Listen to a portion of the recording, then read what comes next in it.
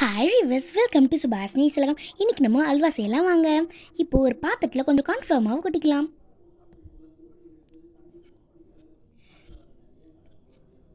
இப்போ அதை தண்ணியாக இல்லாமல் ரொம்ப கட்டியாகவும் இல்லாமல் கரைச்சி எடுத்துக்கலாம்.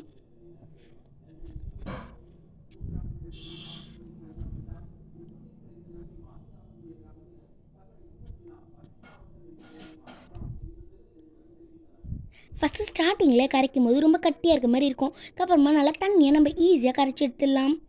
இப்போ இன்னொரு பாத்திரத்தில் எந்த பாத்திரத்தால் கார்ன்ஃப்ளவர் மாவு கொட்டணுமோ அதே பாத்திரத்தால் சர்க்கரை எடுத்து இன்னொரு பாத்திரத்தில் கொட்டிக்கலாம்.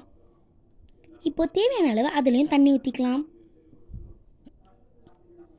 இப்போது சர்க்கரை எந்த பதமும் வேண்டாம், லேசாக கரைஞ்சாலே போதும்.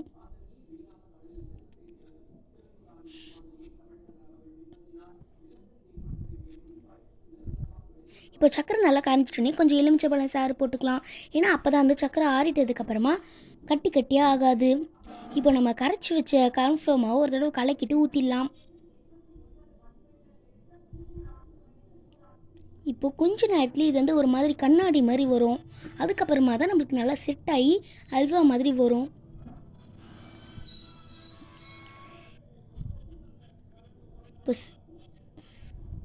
இப்போ நமக்கு நல்ல கண்ணாடி மாதிரி வந்திருக்கு பாருங்கள். இப்போ இன்னும் நல்லா வரும். பார்த்திங்கன்னா இந்த அளவுக்கு கட்டியாக இருக்குது.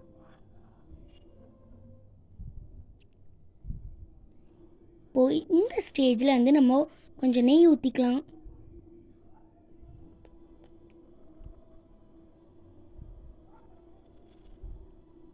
இப்போ நம்ம நெய் ஊற்றிக்கலாம். தேவையான அளவு கொஞ்சம் கொஞ்சமாக பொறுமையாக ஊற்றலாம். ரொம்ப ஒரே அடியாக மொத்த நெய்யுமே நம்ம ஊற்றிட வேண்டாம்.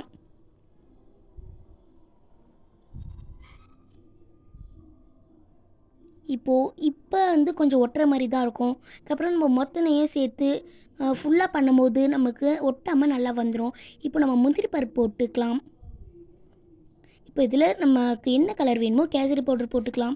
நல்லா மிக்ஸ் பண்ணிக்கலாம். ஓகே, அவள் தான் இந்த வீடியோ முடிஞ்சிச்சு. ஓகே, இந்த வீடியோ பிடிச்சிருந்துன்னா லைக் பண்ணுங்கள், ஷேர் பண்ணுங்கள், கமெண்ட் பண்ணுங்கள். மறக்காம சேனல் சப்ஸ்கிரைப் பண்ணி பக்கத்தில் இருக்கிற பெல் ஐக்கான் கிளிக் பண்ணி வர ஆப்ஷனில் ஆல் கொடுத்துருங்க. அப்போ தான் நாங்கள் போகிற அடுத்த திருநூறு வருஷம். Thank you, bye bye.